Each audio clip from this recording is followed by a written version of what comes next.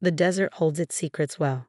That's what my grandfather always told me during our long walks across his seemingly worthless acres of sun-baked Nevada land. What the Henderson family never understood was that Grandpa Jack wasn't just a stubborn old man holding onto useless dirt. He was a visionary who saw the future in every ray of sunshine that hit his property. My name is Rachel Turner, and until last week, I was just the simple daughter-in-law who married into the prestigious Henderson family. The one who worked as an environmental sustainability consultant while everyone else chased real estate fortunes. The one who actually listened when Grandpa Jack talked about solar radiation levels and government energy initiatives. You can't be serious. Victoria Henderson's voice cut through the law office like a knife. Dad left the prime Lake Tahoe properties to us, but gave 3,000 acres of desert wasteland to her? My mother-in-law spat out the last word like it tasted bitter. William Clark, Grandpa Jack's lawyer for 30 years, adjusted his glasses. The will is quite clear. The Nevada property, all 3,247 acres, transfers entirely to Rachel Turner. My husband Thomas shifted uncomfortably beside me. His sister Amanda was already typing furiously on her phone, no doubt calculating what she thought was the minimal value of worthless desert land. "This is ridiculous," Victoria continued. "She's not even a real Henderson, just some tree-hugging consultant who got lucky with Thomas. She wouldn't know what to do with real property if her life depended on it." I thought about the folder in my bag, the one containing the preliminary proposals from the Department of Energy, about the satellite surveys showing my worthless inheritance had the highest solar radiation levels in the state, about the rare earth mineral deposits Grandpa Jack had quietly documented over decades. "Rachel," Thomas whispered, "maybe Mom's right. What are you going to do with desert land? We should sell it to the family for a fair price." A fair price. They had no idea what fair would mean in about 24 hours. "Actually," I said quietly, "I think I'll hold on to it." Grandpa Jack was pretty specific about wanting me to have that particular property. Victoria's laugh was pure condescension.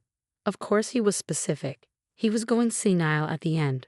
Probably thought he was doing you a favor, giving you anything at all. I remembered my last private conversation with Grandpa Jack, 3 months before he passed. We'd been standing on a ridge overlooking his desert property, watching the sun set in a blaze of orange and red. "The world's changing, Rachel," he'd said, his voice still strong despite his illness. "People like Victoria, they see wealth in buildings and water views. But the real future? It's right here, in every ray of sunshine hitting this land." He handed me a thick envelope that day.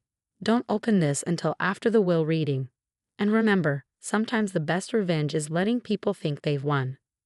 Now, watching Victoria and Amanda smirk at their prime inheritance, I thought about that envelope and its contents: detailed geological surveys, solar radiation studies, and most importantly, documentation of the governmental plans to build the largest solar energy farm in North America. "Well," William Clark continued, "there are some additional documents to review. The Lake Tahoe properties come with certain obligations, maintenance costs, property taxes, environmental compliance requirements." Victoria waved her hand dismissively. Yes, we know how to manage premium real estate. Unlike some people." She shot me another withering look. I pulled out my phone, checking the time. In exactly 18 hours, the Department of Energy would announce its solar initiative plan. The plan that would reveal my worthless desert land was the prime location for a $2 billion solar energy project. "Rachel," Amanda said with fake sweetness, "if you're worried about managing the property taxes, we could take it off your hands. Say $500 per acre, that's generous for useless desert."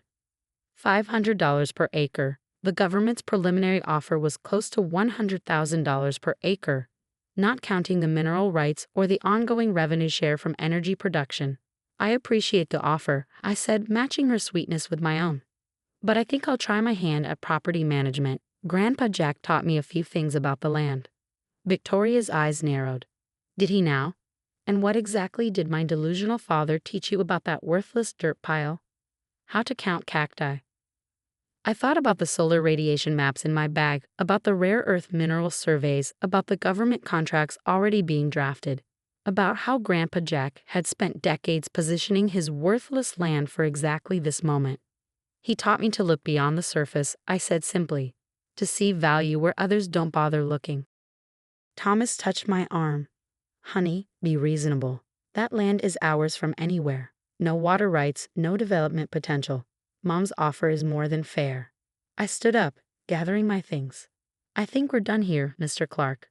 Unless there's anything else.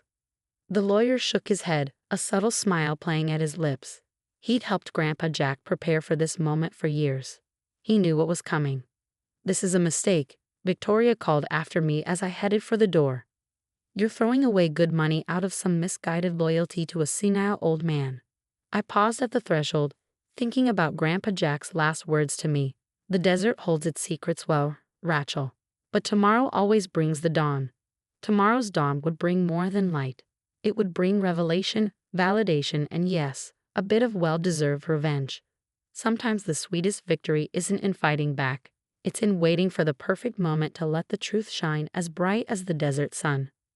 As I drove home, my phone buzzed with messages from Victoria and Amanda, each offering slightly more money for my worthless inheritance.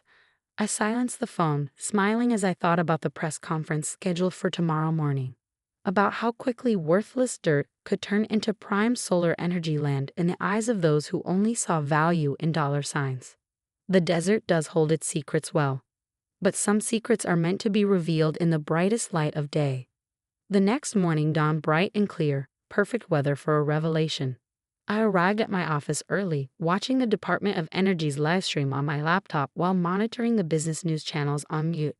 Right on schedule, at 9 a.m. Eastern, Secretary Williams stepped up to the podium in Washington.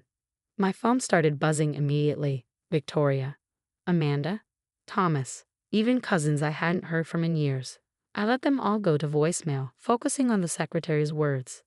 Today, we announced the largest renewable energy initiative in American history, she began. A $2 billion solar farm project that will power over 2 million homes. The centerpiece of this initiative will be located on privately owned land in Nevada. Land that our studies have shown to have the highest solar radiation efficiency ratings in North America. My direct line rang, William Clark calling as planned. I put him on speaker.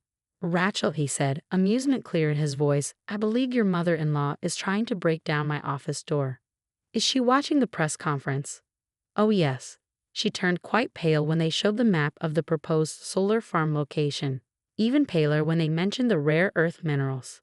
On screen, Secretary Williams was unveiling the detailed plans. This location also contains significant deposits of neodymium and dysprosium, critical elements for renewable energy technology. The combined energy and mineral rights make this the most valuable renewable energy site in the country. My cell phone buzzed again. Thomas this time. I picked up. Rachel, he sounded breathless. The desert land, your land. They're saying it's worth about $100,000 per acre for the solar rights alone, I finished, plus mineral rights and ongoing revenue share from energy production. Quite a bit more than your sister's generous $500 per acre offer. Silence. Then, you knew. You and Grandpa knew all along. Grandpa Jack spent 30 years preparing for this moment. All those trips to the worthless desert. He was documenting solar radiation levels, conducting mineral surveys, positioning the land for exactly this opportunity. Mom's losing her mind, Thomas said quietly. She's already called her lawyers, talking about contesting a will. She won't get far, I said, watching the secretary continue her presentation. William has ironclad documentation of Grandpa Jack's competency, plus decades of scientific surveys proving he knew exactly what he was doing. A commotion outside my office drew my attention. Victoria Henderson burst in, face flushed, designer suit slightly askew. Amanda trailed behind her, still frantically typing on her phone. You conniving little witch, Victoria's voice shook. You manipulated my father, turned him against his own family. I muted the live stream. Actually, Victoria, your father turned away from the family all on his own. Watching you mock his worthless land year after year, dismissing his vision of renewable energy's future, you did that yourself. The will can't stand, Amanda interjected. Daddy was clearly not in his right mind. I opened my desk drawer and pulled out Grandpa Jack's envelope. You mean the brilliant businessman who spent 3 decades secretly conducting environmental surveys? The one who predicted the renewable energy boom and positioned his assets accordingly. I spread out the documents. The one who kept meticulous records of every soil sample, every radiation reading, every mineral deposit. Victoria snatched up one of the papers, eyes widening at the governmental letterhead. These applications for solar survey permits, they're dated 15 years ago. Grandpa Jack was many things, I said quietly, but senile wasn't one of them. He saw the future coming long before anyone else. He just needed someone who shared his vision to carry it forward. We're family, Victoria's tone switched to wheedling. Surely we can come to some arrangement, a partnership perhaps. I thought about all the times she called me simple, mocked my environmental work, dismissed me as a gold digger who got lucky with Thomas. Actually, I said, pulling out another document, I've already arranged a partnership. The Department of Energy is creating a nonprofit research foundation to study renewable energy technology. Half the proceeds from the solar farm will fund scholarships for environmental science students. You're giving away half the money? Amanda looked horrified. To strangers? I'm investing in the future, I corrected. Just like Grandpa Jack invested in that worthless desert 30 years ago. My phone buzzed. A text from William Clark. Contractors arriving at the property now. Shall I send you the video feed? I turned my monitor around, showing the live security feed from the property. Heavy equipment was already rolling in, geological survey teams marking sites for the initial solar array installation. Victoria slumped into a chair, the fight draining out of her. All those years, we thought he was just being stubborn, holding onto useless land. He tried to tell you, I said. Every time you mocked his dirt pile, every time you dismissed renewable energy as a pipe dream. But you were too busy counting the value of your Lake Tahoe views to listen. Thomas spoke up from the doorway where he'd been quietly watching. The property taxes on those lake houses, they're more than the properties generate in rent. I nodded. Grandpa Jack knew that too.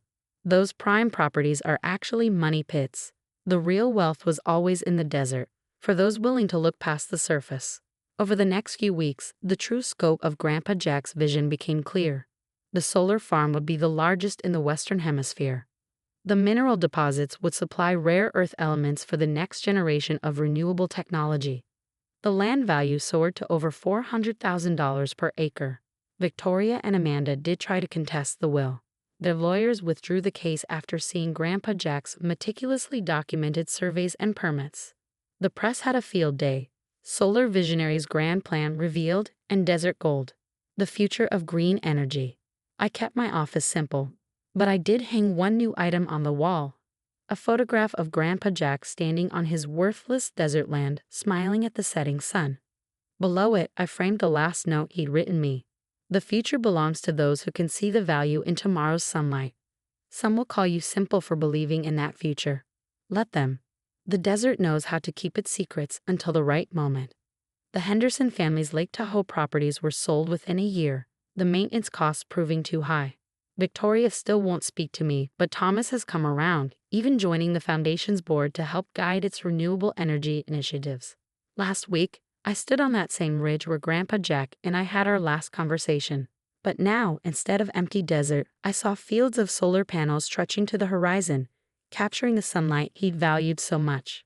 The land wasn't worthless. It was just waiting for the right moment to reveal its true value. Sometimes the best revenge isn't in proving people wrong immediately. Sometimes it's in letting them dismiss you, underestimate you, mock what they don't understand.